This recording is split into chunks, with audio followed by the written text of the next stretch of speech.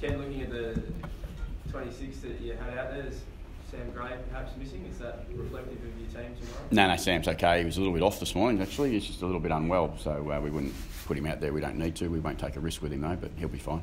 Don't anticipate any changes? No, we don't. Just a bit of flu for Sam? Yeah, just a little unwell this morning. Not bad, but just enough where you just...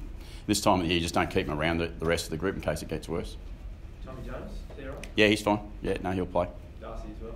Yeah, Darcy's got over his obturator internus muscle grade 1 strain. Did he have? Did you get that right? The obturator internus muscle, which sits actually under the hamstring tendon. So when they get together, they can rub together. They can give you a bit what we would feel like is a bit of hamstring awareness, but it's actually not. So he's fine. That's good. What was the injury? It's a hamstring awareness. No. It was the obturator internus muscle, which sits under the hamstring. You've been pulsing out. I have been. I've got it here in front of me. Because the hamstring awareness call sometimes gets you in trouble, but that's the actual what was wrong with Darcy. So no change this week. That coupling. No, we'll make one change. We've got to bring Jonas back into the side, so that'll mean Homsey will miss out. That nice as a coach. I mean, that's just a sort of pretty simple swap. Nice to have a bit of balance at the moment.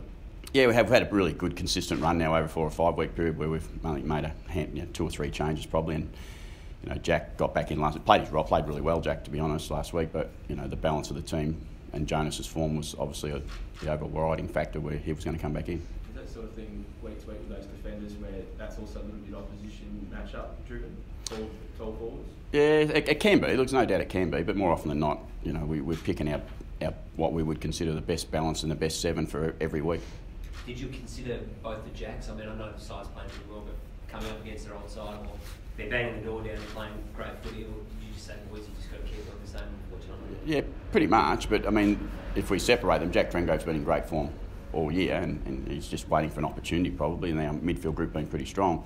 And Jack Watts, I think like we showed with Rocky early in the year, that when you give them that break, you probably need to, unless you're forced into it, you probably need to give them a little bit of time, and I think that works well for Jack. He played really well last week. It's probably the best game I think he's played for the season almost, in some crucial areas for us, and that was just his contest stuff, and his ball use was really elite. Was it nice to see him after the game? He seemed to be after the game, he said, I just really had fun out there. Yeah, no, he enjoyed the game. There's no doubt he enjoyed playing the game, but he was disappointed too. Don't get that mixed up. He wants to play in our AFL team. We want him in our AFL team, so he just had a bit of freedom for the first time, I suppose, for a little while, and that was good.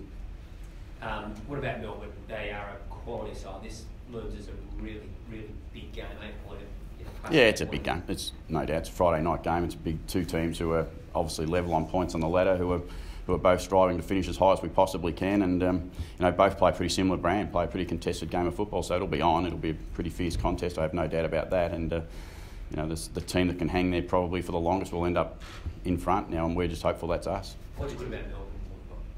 It's obvious they're strong. The contested ball stuff is outstanding inside, and they've got some dangers in their front half now, which in Hogan, McDonald kicking goals, running halfbacks. They've just got a good balance. They're a ready team, I would say. I'd call them a ready team. They're ready to play some high level football. There's some real bulls going around in the middle. Yeah, there is. Do you just let them go at it, or do you adjust a little bit? Yeah, we can't stop them. That's the key with those players. You don't stop them. They just play on instinct. Their instinct is to go at it. And I'm sure the Melbourne boys will be the same as the Port boys. There'll be some fireworks out there early. You wouldn't want to get caught between the 2 or 3 people that are going at the ball, I wouldn't have thought, because it could be a dangerous spot to tread. And you were so confident on Ollie. Great signing. You must be thrilled. 4 years. Yeah, look, super proud of the player, the person, and also his commitment. And as a football club, we've said culturally we've got a group that like to hang around and stay together. Ollie leads that charge now, and he's certainly promoted that even more for us as a football club. So we couldn't be more pleased. Is it nice for you when you sort of sit back and look at the press conference like yesterday with Ollie, and he says all these lovely, wonderful family club things? That's sort of what you've helped build. Is it nice for you to sit back and hear that? Our whole football department takes some great pride in that. There's no doubt. We work really hard every day to embrace not just the player, the family, and make them feel like it is a home away from home almost for the interstaters. But we do take some pride out of that. There's no doubt. How do you do that? Because I remember when Ollie was drafted, I think there was a story around his mother was crying. He lost him and get him back in 2 years and it'll be all fine. We just signed 4 years. How's that changed? Oh, I think it's a reflection of the whole club. It's not just the football program either. The whole club embraces the whole family, and that's what we do really well. Port have always, in my time, I've said a few times, they do it as well as anyone I've ever seen do it. They embrace the whole family, and that when you do that, it's a hard bond to break. And the good thing for us is the boys don't like breaking it.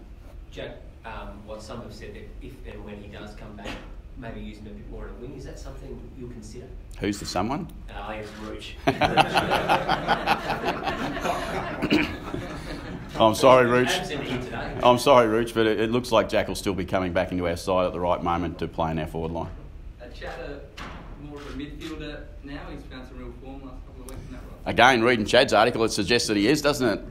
He's playing really strong football in the midfield. We like the balance, but we have got that balance with him, Rockcliffe, Gray, Robbie, that can all go through the midfield, and we can mix and match. That's the great thing about that. We can, if one's getting it done in the midfield, and Chad's certainly been doing a great job in the last couple of weeks, we can keep Robbie more at home or send Rocky forward a little bit more, which he kicked 3 last week. So it's a great opportunity for us as coaching staff to make the most of. Do you think that with all those names you're more versatile now than you have been in your team? Yeah, I think so. I think we're in them. We made some decisions based around what we were trying to get, and we're trying to increase our front half scoring ability, and to do that with Rockcliffe, Watts, Motlop, they're certainly given us that balance, and allows Gray, Wingard to be a bit more flexible. As a coach, how hard is that coming up against a team that is really versatile? You obviously get it from the other side, but how hard would it be for coaches coming up against your team? No, I don't know. I think you still only have the same number of players around the ball. It's just the personnel are different, but it's more to our advantage, I suppose, is because you can sometimes not always be getting the ball in your first position, and we can mix that around and get you back in the game that works well for us. Now that you've found a little bit of stability and consistency in your season, what are the main KPIs that you look at as stress to the guys? This is what you've got to keep doing. Yeah, we say it all the time, just but it's our contested work. There's no doubt we've really got back on top of that, and tomorrow night's going to be a great test because they're number one in the competition in that space, and we're going to find out where we're at.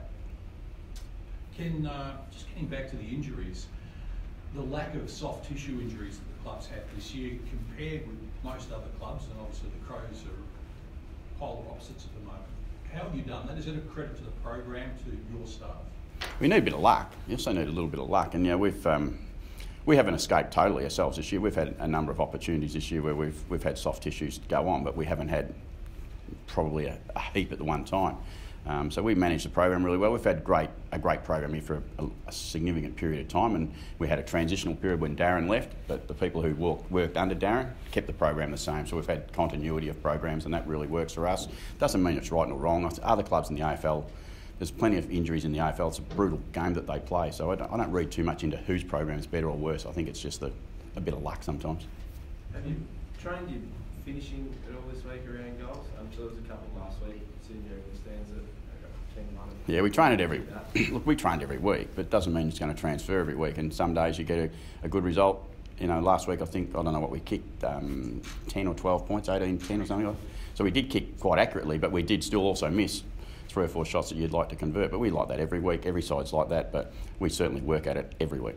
How do you train it? Goal kicking practice. It's pretty simple. You get out there and kick it at the goals and do what you can. Is it like a golfer? Is it like a golfer? Yeah. Some part of it is routine. So you go back and you practice the same things, you do the same things, and you try to eliminate the pressure.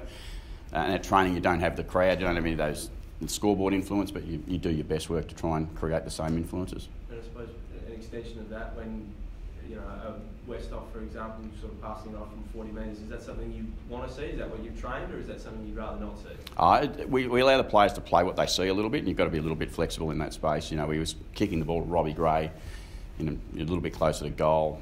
You can understand his choice. Was it right or wrong? Outcome based, we'd say it was wrong. If Robbie marks it, we're probably saying it's right. So. Ken, we saw a lot of the players at Adelaide on Sunday supporting the Magpies, even in the rooms after the games. Is the relationship, the connection between the two teams as good or now as it's ever been? Yeah, well, I just talk about Port Adelaide. That's Port Adelaide. That's what we are. We are one. I've heard the term one club. We've always just been Port Adelaide. And when you've got teammates that play in the team below, in the SANFL level, you've got great mates. They want to support them. We want to support our coaches at that level, and they want to support us. It works both ways. They'll be here tomorrow night supporting on the AFL boys, and And again, in the next Sandford game, we'll be there supporting them. How do you combat Max Gorn? We put Paddy Ryder out there. It's tough to ask. We raise your Max Gorn with a Paddy Ryder type scenario, and it's going to be a great battle, isn't it? Like, they're two outstanding rucks. Max is a great player, and Paddy's in pretty good nick at the moment, so it's going to be one for people to come along and have a look at. I reckon you're coming for something. You come and watch Max and Paddy go at it, I reckon, and the winner's probably going to have a pretty big impact. Paddy's still managing that Achilles throughout the season. Are you confident that he can carry it? Yeah, it's not even just throughout this season. Paddy's managed his Achilles since he's been with us, but at times it gets a bit worse. At the moment, it's in really good space. I'm keeping my fingers crossed it stays that way. But yeah, it's always going to be in our minds, and it's always going to be in Paddy's mind.